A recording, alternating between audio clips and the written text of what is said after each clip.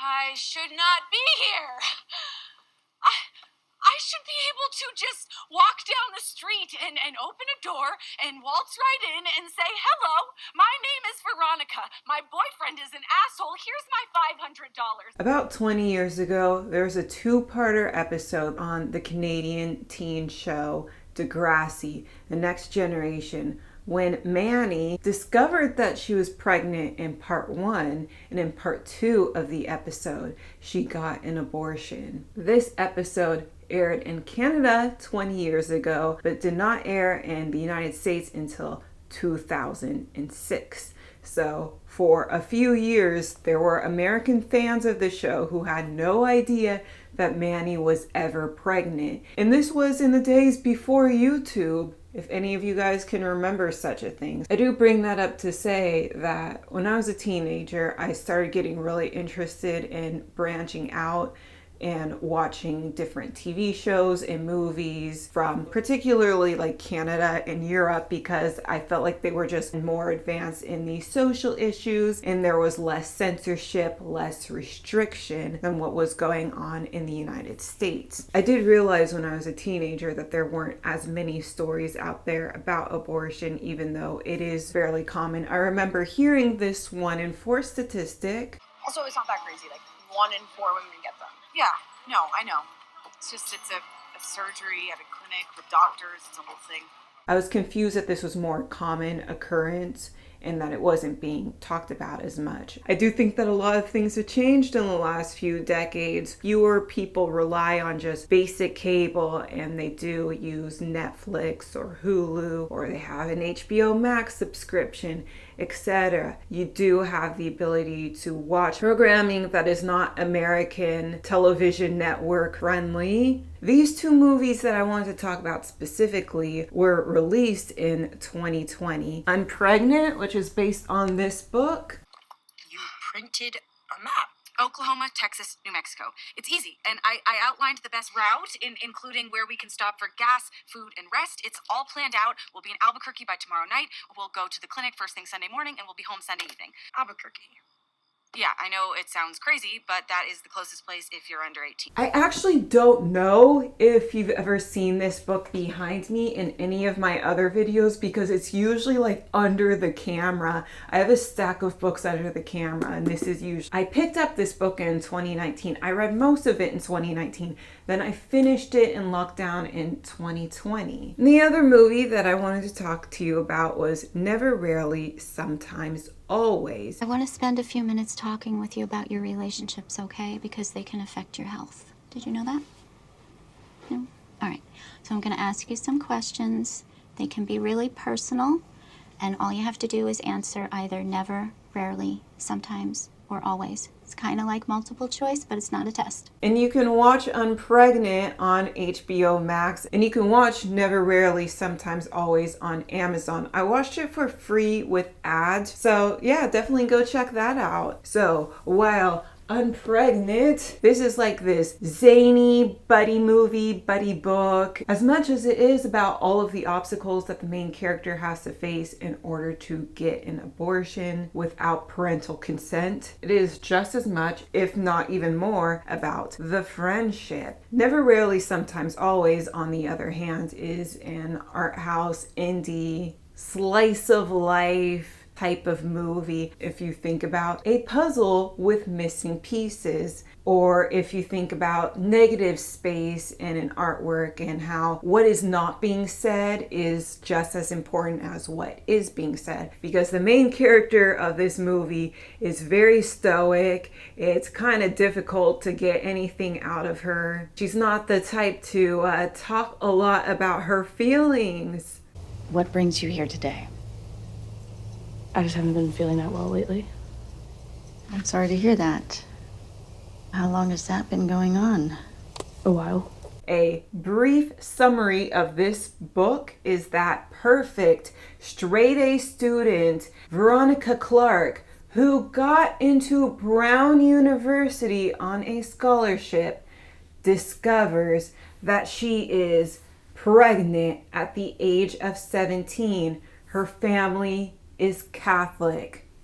she's not going to tell them. And she decides to get an abortion, but oh no, she cannot get one in her home state of Missouri. Instead, I literally had to drive 996 miles, and now I'm stranded in this freaking field in the middle of nowhere, and the stupid train won't slow down! She has to travel almost 1,000 miles to New Mexico in order to get an abortion without parental consent. Now, she tried to talk to her boyfriend about this. I know what I want to do and I have a plan. I could just really use your help with what's happening right now. You marry me? She's shocked. How could he possibly know that she's pregnant? That gets into our first major difference between the book and the movie. In the movie, there were rumors floating around school that somebody was pregnant because they found the pregnancy test in a dumpster. So he had some idea that somebody was pregnant, and he noticed When we got finished in the car, well, I sort of noticed that the condom had broke. So, Are you kidding me? well, up front, I didn't want to freak you out, okay? Oh. You had a valedictorian thing, you had a lot on your mind. She said I could have used the morning after pill. There is another, similar to this movie, another road trip movie about two girls who are trying to get the morning after pill. And again, under the age of 18, so they can't just go up to the pharmacy and get a morning after pill. I think that there's going to be a lot more in this genre. Anyway, in the book, it is much more sinister, and this is something that I did not like about the book. The boyfriend got her pregnant on purpose. He was upset that she got into Brown University on a scholarship instead of going to Missouri State with him, and so he decided to poke holes in the condom. Ken is a snake who pokes his condoms. Classic reproductive abuser. He sabotages the birth control and then convinces the woman to carry the baby. A baby only he wants. The book doesn't name this as reproductive abuse, and I feel like it should, since it is a book especially marketed towards teens who are just starting their relationships. I think that if you have something like this in your book, you should call it out very clearly for what it is. Granted, she does leave this guy and he is not written as a sympathetic character. There is a part in the story at the end where she threatens to go to the police and tell them everything. She says that she doesn't know if what he did was illegal, but he doesn't know, and she's satisfied with him leaving and doesn't really find out. Secret condom removal. That's right. Yeah. It's very informative. Yeah, the problem is when people don't know what is a crime and what isn't a crime, they don't report it. And if people get away with it. But yeah, that point being made is true. When people don't know what is and what isn't abuse, then they don't come forward, and it's important for them to come forward. So that was just something that I didn't like about the book. The other thing that I didn't like was Bailey. So, as I mentioned, Veronica is perfect and popular, straight A student, whereas Miss Bailey, the person who eventually drives her to New Mexico, she is the opposite, basically. So you're hiding this from your man, your best friends, and your Jesus freak parents, and you thought, why not ask Bailey Butler to drive me hundreds of miles, because she probably doesn't have anything to do anyway. Kind of, yes. Towards the end of the book, they get into a fight, and in the book, the fight that they get into is pretty much over nothing. Veronica's asking, why are you upset? And then Bailey first denies that she's upset, and then she's like, oh, well, don't pretend that this is over pancakes. If you don't want Veronica to make assumptions about why you're actually upset, why aren't you communicating why you're actually upset? She starts like actively nitpicking things that Veronica does. She starts judging Veronica for getting an abortion. She calls Veronica a slut who should have kept her pants on. And then Veronica counters with, I don't understand why you're judging me because you are a lesbian. And then Bailey smacks her. I'm gonna be honest, the point about, oh, I don't understand why you're judging me because you're a lesbian, in my opinion, makes sense. I will start off by saying that it is wrong, no matter what a woman's sexual history is, to call her a slut. It wouldn't matter if Veronica had slept with a bunch of guys. Bailey still would have been wrong for calling her a slut. The fact of the matter is, she slept with one guy, which was her boyfriend of 3.5 years. In this case, the only thing that you could dog Veronica for is, I don't know, not waiting until she's married, like 90% of the population. But this reflects such a puritanical worldview, and people who have this puritanical worldview that somebody who's only slept with one person, but oh my goodness, they weren't married, how slutty, blah, blah, blah. They usually do not take kindly to the homosexuals, so it makes absolute sense why Veronica would be confused that a lesbian would judge her for, oh my goodness, she had sex outside of marriage. And I say confusion because Veronica wasn't saying anything bad about Bailey being a lesbian. She was just confused that a lesbian was judging her in this way, because she expected that Bailey would be more accepting, which I don't think is a bad assumption to make, but Bailey was looking for reasons to be offended. Earlier when Veronica asked, "Are you judging me?" she was like, "Ooh, am I not worthy to judge the perfect Veronica? You complained about being ditched as a friend. You should maybe figure out that if you want friends, they're not going to like it when you judge them. Nobody likes that. It's not about her being better or more popular or whatever than you. It's just a shitty thing to do, to cast judgment on somebody when they're in a very vulnerable situation." After Veronica mentioned that Bailey was a lesbian, again, not even saying anything bad about being a lesbian, no slurs were uttered, no malice, nothing. Bailey smacked Veronica and then smiled because she was happy to have an excuse to smack Veronica. Again, she was looking for a fight. When people are arguing, they don't say everything perfectly. They don't craft every word that comes out of their mouth in a way that would cause as little offense as possible. So sometimes you could say something, it may be benign to you, but to somebody who is actively looking for something to be offended by, they could read into it in the worst possible way. But also, there was a section earlier in the book where they try to get a stripper to help them. They go to a stripper thinking that this person wouldn't judge a teenager for getting an abortion because this is a sex worker. So they've also been judged by the same people who are going to judge Veronica. So that line of thinking does make sense. Veronica tries to apologize, realizing that she caused offense. She even self-reflects while the fight is still happening. She's not actively trying to escalate the fight and escalate the fight and escalate the fight. She's trying to resolve it. She's trying to look within herself, try to figure out what she can do to make things right, and she doesn't know what to do in that very moment. But Bailey makes things worse. She calls Veronica a fucking baby killer, and I just really didn't like the book version of Bailey, whereas in the movie, I loved the movie version of Bailey. And the argument that they get into in the movie, it doesn't go where it went in the book. Movie Bailey never smacks Veronica. Movie Bailey never calls Veronica a slut. And movie Bailey doesn't call her a baby killer either. Movie Bailey is the one that helps Veronica when Veronica is feeling too anxious to even make the appointment, even though she mapped out the entire trip. Movie Bailey's like, "I got you. I'm gonna call them up right now and make the appointment for you." Yes, I do have someone coming with me to my appointment, actually. She's amazing and actually super smart, but doesn't brag about it. Just like this majestic, cute. Yes, ma'am, sorry.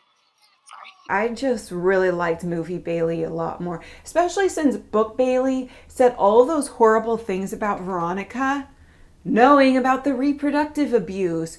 She knew that Veronica's boyfriend of 3.5 years chose to get her pregnant against her will. That was just unacceptable for me. The movie definitely fixed all of the problems that I had with the book, and I really liked that. Now, On to Never Rarely, Sometimes Always. This movie also came out in 2020, had a very short theatrical run in February 2020, and as you all know, in March 2020, that's when we all went into lockdown and all the movie theaters were closed. That is too bad for Eliza Hittman, the director, because that's how she wanted the movie to be seen. I just know as an audience member, I enjoy movies most in a theater. And not on a laptop, in bed at night. And I believe in, the power of that experience. So it was important for me, and, I'm thrilled that Focus would take the risk. But unfortunately, I did watch it on my laptop. So, while Unpregnant followed the adventure of these two girls, these two ex-best friends who eventually become best friends once again. In Never Rarely, Sometimes Always, the journey is made between these two cousins who are also best friends, who are also co-workers. The main character is named Autumn, and she is 17 years old. She finds out that she is pregnant. She goes to a pregnancy care center in order to get a pregnancy test, and she also gets a sonogram where she is told that she is 10 weeks along. They're trying to encourage her to keep the baby. And when the person working there discovers that Autumn is abortion minded, she shows her this scary video in order to scare Autumn out of getting an abortion. So I first learned what crisis pregnancy centers were through the documentary 12th in Delaware. On the corner of 12th and Delaware, there was an abortion clinic on one side of the street, and right across the street from that abortion clinic is what is known as a crisis pregnancy center that sometimes is actually confused with the abortion clinic across the street. And the aim of this crisis pregnancy center is to persuade women who are considering an abortion to continue with their pregnancy. He's not the best boyfriend, huh? I don't think so. I don't think so. He is verbally abusive and... He's verbally abusive? Yes. Yeah. For all you know, the baby changes him. If she calls and says, "Do you do abortions?" and I say, "No," click. They're not always sure who they're calling anyway. They don't know if they're calling us or the abortion clinic. But again, I'm not trying to talk her out of it. I'm trying to get her in the door. They may look similar to abortion clinics on the outside, but the objective is to steer you away from abortion. That was not very successful in this case. Right after Autumn watches this scary video, she immediately looks up how she can get an abortion at the age of 17 in Pennsylvania. She needs parental consent. Why in the hell do you need to get parental consent to have an abortion but not to actually birth a human child? Instead, she looks for ways that she can induce an abortion herself. And this causes injury. She punches her stomach until it's like black and blue. Eventually, when she tells the MVP of this movie, Skylar comes up with a plan to take a bus to New York City where they can get the abortion done there. I was very surprised watching the movie, like, oh, they're already in New York, so, and there's this much of the movie left. But then there's other obstacles to jump through the course of the movie. The sonogram I did before, they definitely said I was 10 weeks. Where was that? Back in my town. I have a feeling that it was inaccurate. At this specific facility, in-clinic abortions are offered up to 12 weeks. I mentioned 12th in Delaware. There was a young woman who went to the pregnancy care center and she was told that she was 7 weeks, 2 days pregnant. Then she went to the abortion clinic, found out that she was 10 weeks pregnant. They lie to patients about how many weeks they are, so they think they have plenty of time to think about it a little bit longer. I don't even think it's to get them to change their mind. I think it's to have them be too far so they can't get it done. That's what I think. So what I do like about Never Rarely, Sometimes Always is that it's very realistic depiction of the obstacles that could be in Autumn's way. It's a very personal story, in that it's focused on this one woman and her journey, but at the same time, you know, I think the personal is political. I don't know about you guys, but I do think in addition to more stories about abortion, I do think that there are more stories in general about women and about female friendships in both of these movies, as well as the Plan B movie that I mentioned briefly. Those are also stories about the female friendship, as well as about being about reproductive rights. We are also getting more stories that are written and directed by women. Eliza Hittman said that she was inspired by a case in Ireland. And that idea of this journey, this untold journey that many women take, it's a global journey. And she mentioned how there are all kinds of different abortion odysseys. A few years ago, I recommended another book. Okay, so This Common Secret, My Journey as an Abortion Doctor by Susan Wicklund. I believe at some point in this book, she was working at 2, maybe 3 different abortion clinics at the same time, and she would have to cross state lines every week or so to get to the different abortion clinics. I thought my commute to work was bad, my God. So as a doctor, she had to travel as well. I came back to the project because when, you know, Trump was elected in office, I felt very quickly that women's, you know, reproductive freedom were going to be chipped away at. And I, you know, felt a sense of urgency to tell this story. I think that more writers and directors will also be feeling this sense of urgency, especially since Roe Vs Wade has been overturned. I'm curious, do you guys have any recommendations on documentaries, books, or movies that are also about reproductive rights? I was actually inspired to watch Never, Rarely, Sometimes, Always because one of you guys mentioned the movie and I looked into it. So I will look into your recommendations. Who knows, maybe one day I might even make a video about it, but don't count on it, especially with my hard drive being in the state that it is in. Now I have a confession to make. This was not the first video that I made about these 2 movies. I originally created a very in-depth review of both movies and it was a lot. With Unpregnant, I went over every difference between the book and the movie in the original video. But oh my God, that video was super long. It was so long that I was like spending so many hours editing it, and my fucking hard drive and my computer got a divorce. Yeah, that was gonna be like the longest video that I have ever posted on this channel, and I am upset because there were other things on my external hard drive. So I should end this video here, especially since I don't have a working hard drive to edit it on. I'm so upset about that. But I'm gonna try to keep New Year's resolutions so that I can pull out 2 videos a month or more, okay?